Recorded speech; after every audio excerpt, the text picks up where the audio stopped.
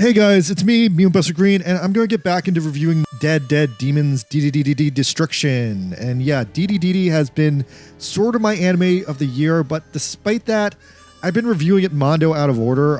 The show has a lot of filler episodes. It has a lot of episodes that kind of go off the main story. And so because of that, I've only really done proper reviews of episode 6 and episode 13. And this is going to be my final review, just wrapping up the rest of the show. So the reason I did it like that was episode 6, in my opinion, basically formed the core of the story of the show, and episode 13 was the big climax, the big reveal of it all.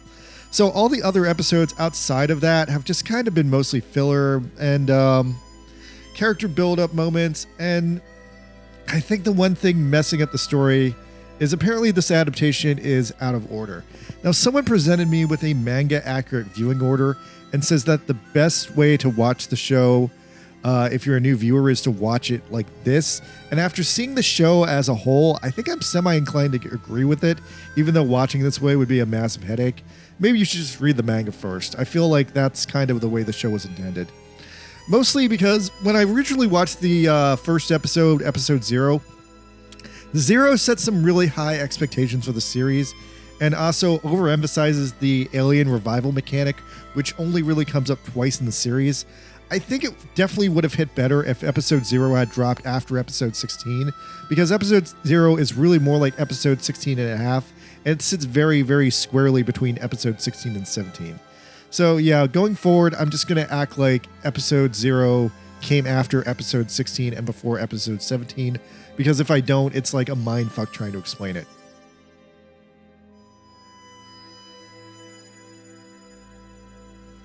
So yeah, I came into this video wanting to review episode 17, but real fast before I get there, I'm going to lightly cover the rest of the series, episode 14, 15, 16, and also 0 because we have to talk about 0. So yeah, episode 14 starting us off after 13, which was essentially the climax of Oren and Kadode's story. Episode 14 is not about them at all. It's a mega weird filler episode telling the standalone story about this social welfare parasite lady who lives inside the alien debris field because it's just easier for her to get a big fat welfare check living there, and she's gotten big and fat living there, and she lives in this polluted area with her mom. She takes care of her mom. She says her mom has Alzheimer's, but her mom clearly doesn't seem to have that, and yeah, she just did this so she doesn't have to get a job anywhere.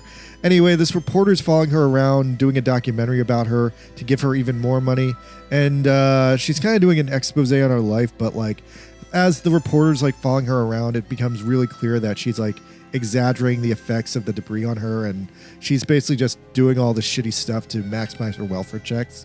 Anyway, in the middle of the episode, a piece of UFO debris falls on both of them and seemingly kills them both. And so that's the end of that. The rest of the episode goes back to the story of the invaders and the assassin boy. The assassin boy ends up killing some CIA agents, some American spies and the Japanese government who were basically there to stop the Japanese government from moving into space. And so now that he's killed them, they get to fully do that. They get to fully enact their xenophobic policies unabated. And then it kind of occurred to me in this episode, at this point in the anime, that Assassin Boy looks like he's visually a reference for Gegege no Kitaru, since this anime seems to be referencing a lot of classic animes. Also, on that note, the invaders sort of look like Kitaro's eyeball dad. I think it's just a fun visual similarity, but this anime is full of old anime references like that, so I feel like it's definitely an on-purpose Easter egg. Then lastly, we get a third story about the invader with the keychain on his head, and another invader encampment is slaughtered by drones.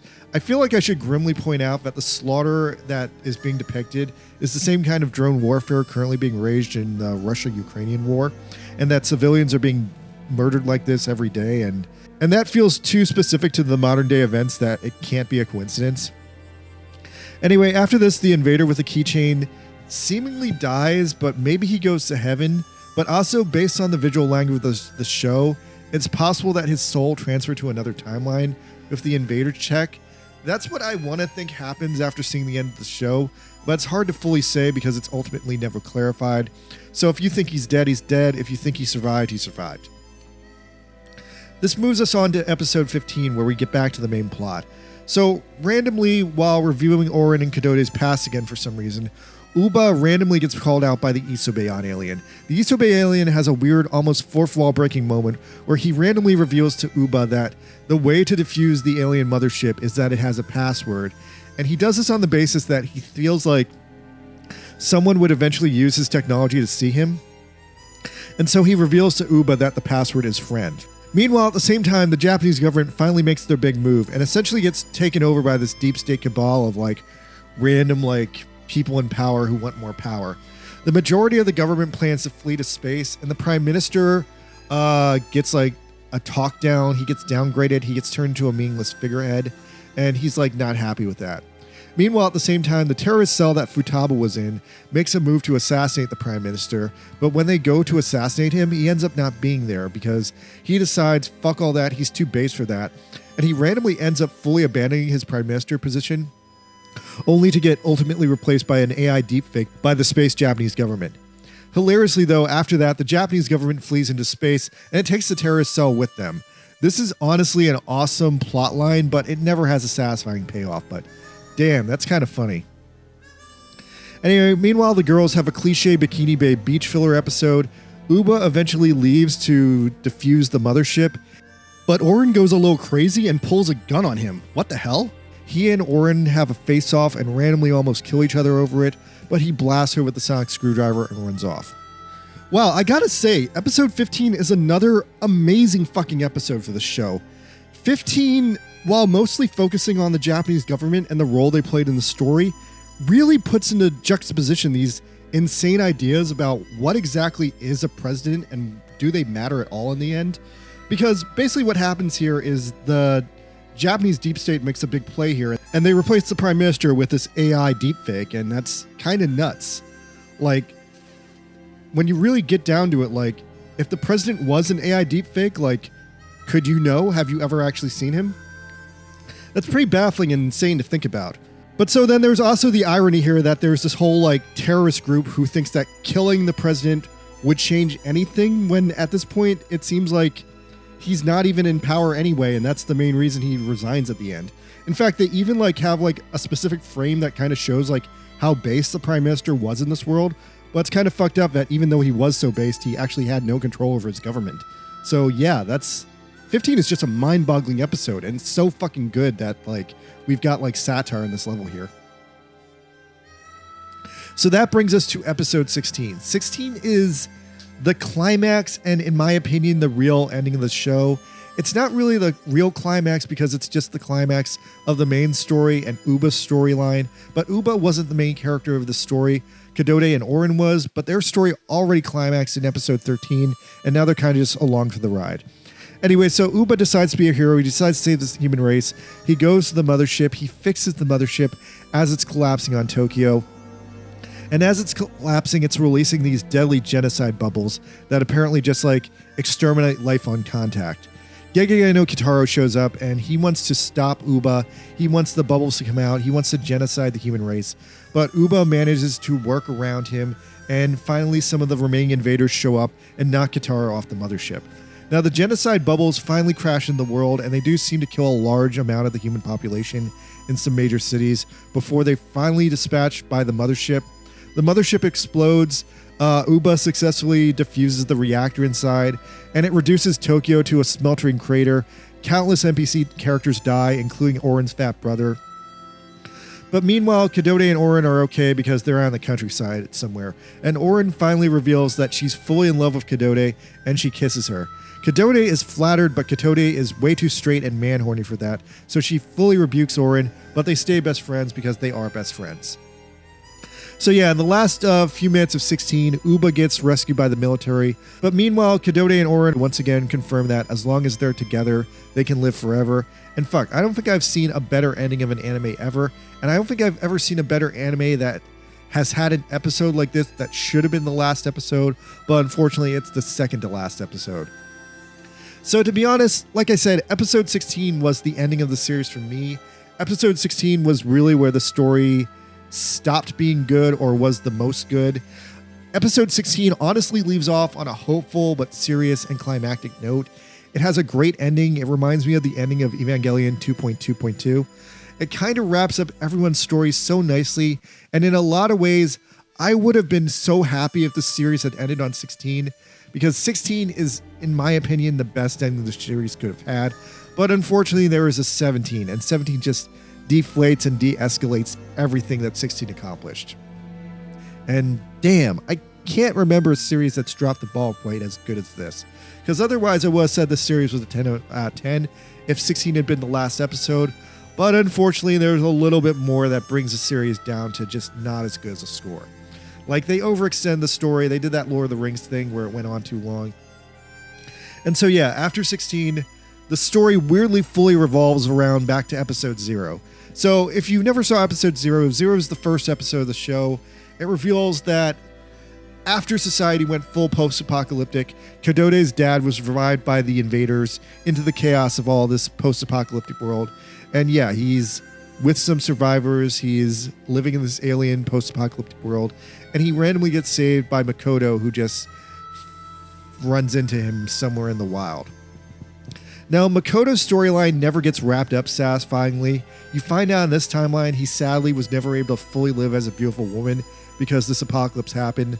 But nonetheless, I feel like he still wanted to be a woman, and therefore he still has a valid trans story. Anyway, I guess episode 0 sets up some unrealistic expectations for the show. And honestly, episode 0 should definitely be watched after episode 16, because episode 0 flows right into 17, and 0 and 17 work together to tell this strange two-part story about Kadode's father, because otherwise Kadode's father is a big question mark as far as the series is concerned. He's never really focused on except in these 2 episodes, and I feel like the series overall is trying to shine a weird and interesting light on Kadode's parents, because it doesn't seem like her mom and dad get along at all. Like, both of them seem to be workaholics. Both of them don't really, pay attention to her. And after her dad is seemingly killed in the alien disaster, her mom becomes ultra self-centered and fully kind of moves past Kadode to try and just deal with herself. Like, her mom is painted in a super negative light and is probably one of the worst moms I've ever seen in an anime. Also, one more thing about the mom that I just noticed in my rewatch of 16.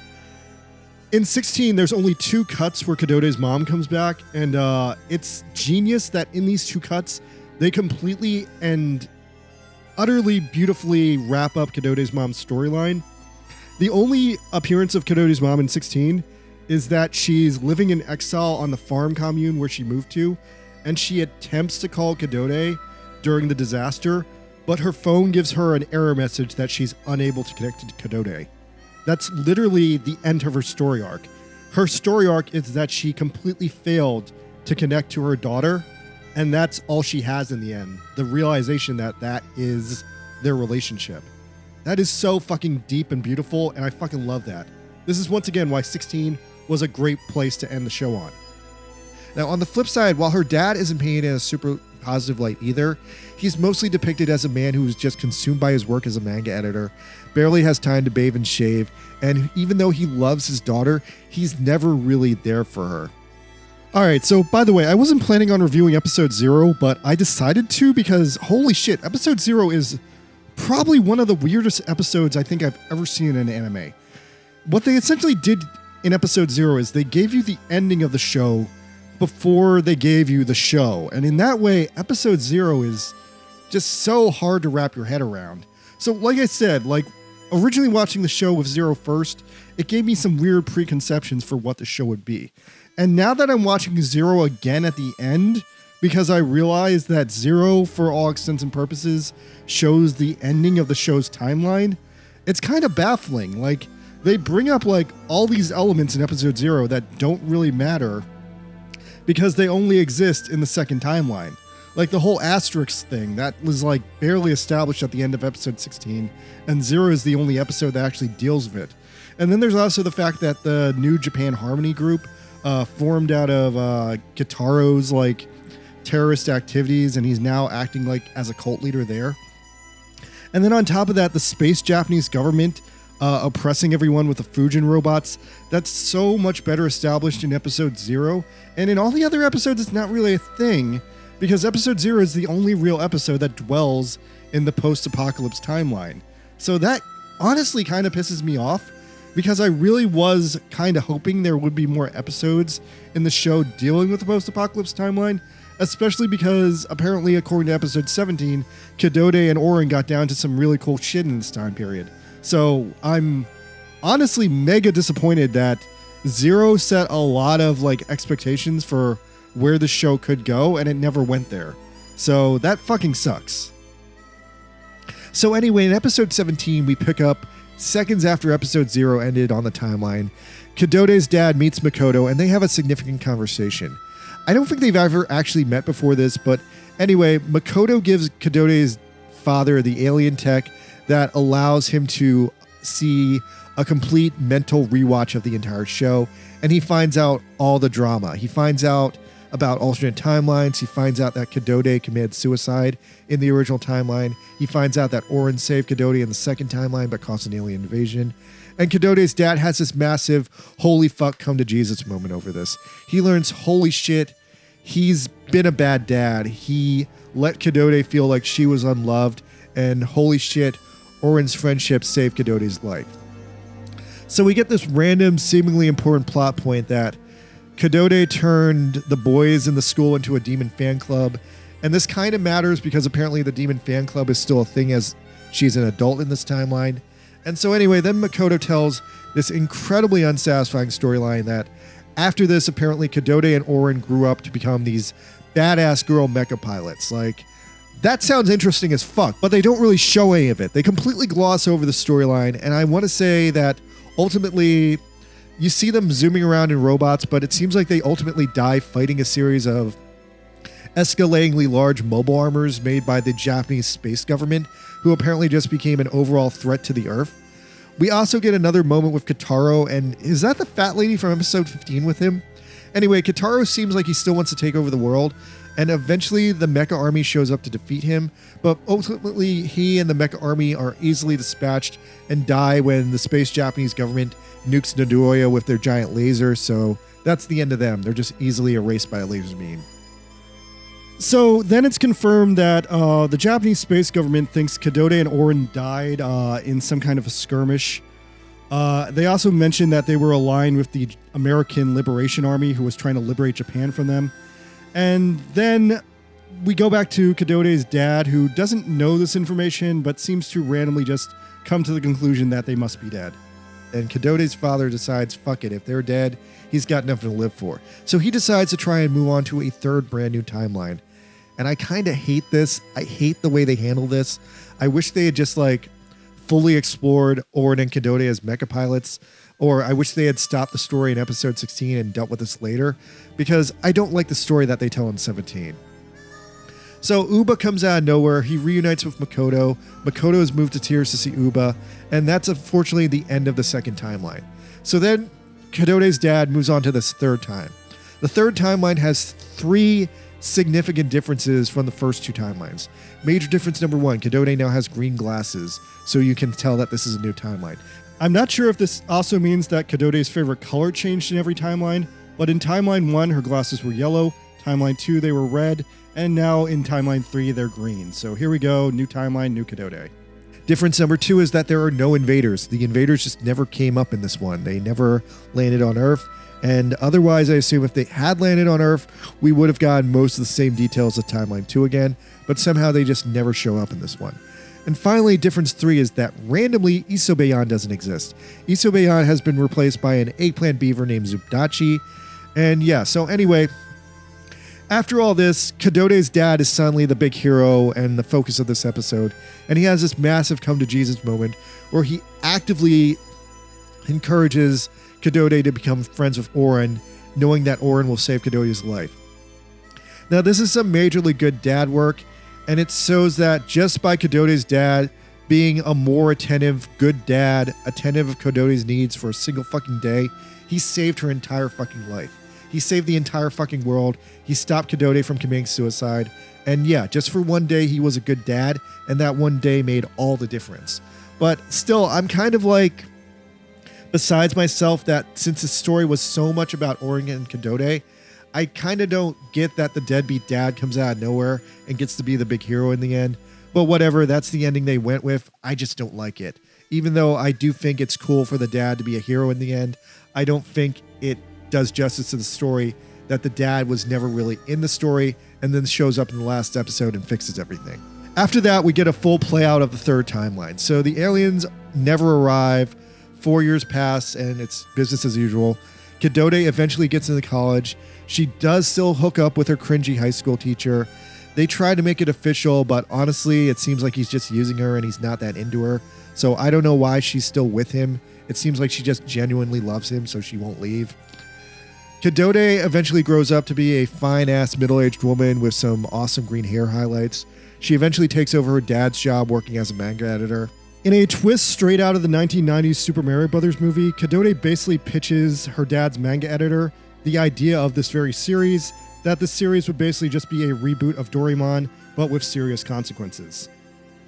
Also, in another fun twist, Oren's brother never becomes a fat slob in this timeline. He grows up to be a rich and successful guy in a business suit. Oh, and Oren's one friend who committed suicide did not do that. I guess because her suicide was too tied to the alien invasion.